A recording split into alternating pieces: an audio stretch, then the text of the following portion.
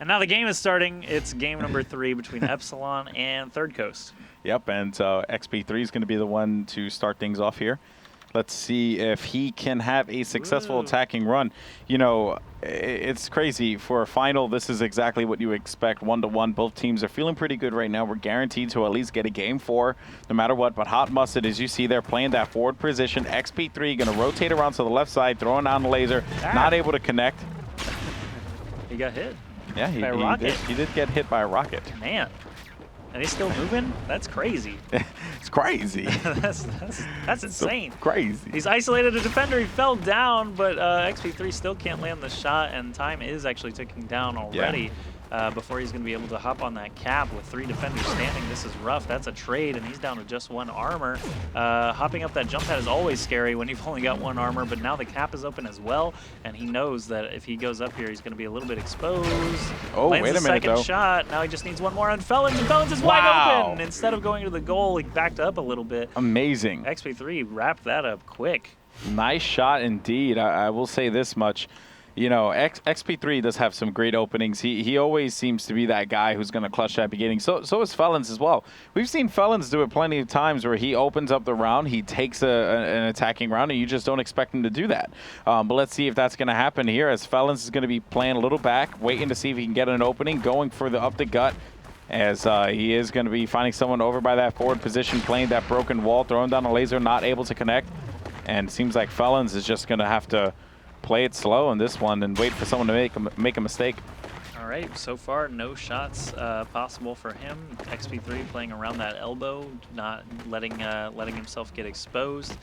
He's all the way back at the behind the point now, so Felons really won't be able to get over there unless he does some slick jumping around moves off the spawn or something like that. But you can still see those prediction rockets falling out. Cap is open. Felons is going to just run for it. Sometimes you see ThirdCoast do it successfully, so it's not totally useless. Yeah. 82% is pretty darn close. That's a couple of milliseconds away from tying that one there. Yeah, especially since you can just jump up and give yourself a little bit extra oomph. With that cap, but it just was not enough. 82%, as you guys saw. We are going to have Gills from Epsilon up here, as he's avoiding some rockets down in the down at the bottom of the map. But Gills now going to be going up and trying to see if he can pick someone off at the wall. Knows that someone's going to be there, as he was trying to juke around left and right, but not enough. Trying to go for that simple strafe. Someone's going to be on top of the, seems like, yeah, on top of the map there, right by the point. Gil's able to connect, or excuse me, Pop Trunk was able to connect with a hit. Gil's not able to do anything there, as he tried to turn around real quick and hit Hot Mustard. And this does not look like a good position for Gills. Yeah, he's already in a bad position. Only 1 armor left. Cap is going to be open in just 2 more seconds. And again, taking that jump pad with 1 armor left is really just a scary prospect when you've got 3 defenders still standing. Cap is open. He's not going to land any shots, actually. Hot Mustard hitting that last long-range one to seal the deal for them. And still that 1 attacking round is our only outstanding factor so far. Hot Mustard has not had a chance to attack yet. We'll see if he's going to be able to tie things up for now for ThirdCoast. You know, we could just see some real safe defense from Epsilon on this one, as well as ThirdCoast. But when you play it safe on a map like the Castle, it's very hard to be able to capitalize and win. You really don't see that all that much. This map is really tough for the attacker. And also with the way that the goal was positioned, granted, the attacker can get to it a little easier with that jump pad there. But this is tough. This is going to be a tough win for ThirdCoast if they can pull this one through. If they can get an attacking round, then obviously they'll be in good shape. Yeah, it's almost like the left side where you're just totally exposed is actually safer than running through here, because with defenders on all 3 sides of you, you can get crossed up so easily. Look at that. Hot Mustard lands 1 of those, but Godson very quickly answers with 2 rockets, and that's the round for Hot Mustard. Godson attacking in now. He's going to be the last. Actually, no, not the last attackers. This is only the 5th round here, so we're still missing Pop Trunk's attacking round. We'll see what Godson's going to be able to do. Pop Trunk right after him, sorry. And Godson somehow, miraculously, getting away from all those rockets. He looked like he jumped kind of through all of them, but yeah, we'll see if he switches it up a little bit or not. This is another defensive map where I think you could actually benefit from getting up to the goal very quickly to try and throw them off and take more opportunities on shots. But check that out. He gets up there pretty quick and does score a kill. But now 2 defenders and only 1 armor is a tough order. Yep. and you saw that he wanted to go for that jump pad, and they expected him to do so. Hot Mustard pays for that, though. Easy and shot. Another shot by Godson. 4-1. And he throws down the Taylor Swift just for you, Josh. Taylor Swift is a fan of Godson, actually. I think she wrote him some love letters. He was telling me on Skype that she was really wanting to come to IPL5 to see him play, so he has to qualify for Taylor Swift. Yeah. She can't afford to go to Paris for some reason and see him Really? at ESWC. Yeah, I don't. You It's would really think weird. a multi-million-dollar recording artist. But hey, you know what though? It could just be Frisco in a wig. It could be telling Godson that he's Taylor Swift and Frisco's he wants to see the him in bomb. Vegas. Yeah, everyone loves Frisco. He's such a nice guy, you know. When people are mean in the chat, Frisco's like, he's cool. Yeah. You know, he's that guy. And Spookroll, actually, glad to see he's alive, as yesterday a tree did go through his wall. He lives in New Jersey, and Hurricane Sandy is doing some damage up there. And Spookroll actually made it back online today to play his IPL5 qualifier, so definitely glad he didn't get hurt. Shout-outs to Spookroll. That's all he likes to do is get shout-outs. But check this out, Poptron getting rushed down. Only one armor left. No way. And 5-1 Fly already through on the the air, castle. die by rocket. Yeah, that happens. It's 5-1. XP3 could get another attacking round and end it all here.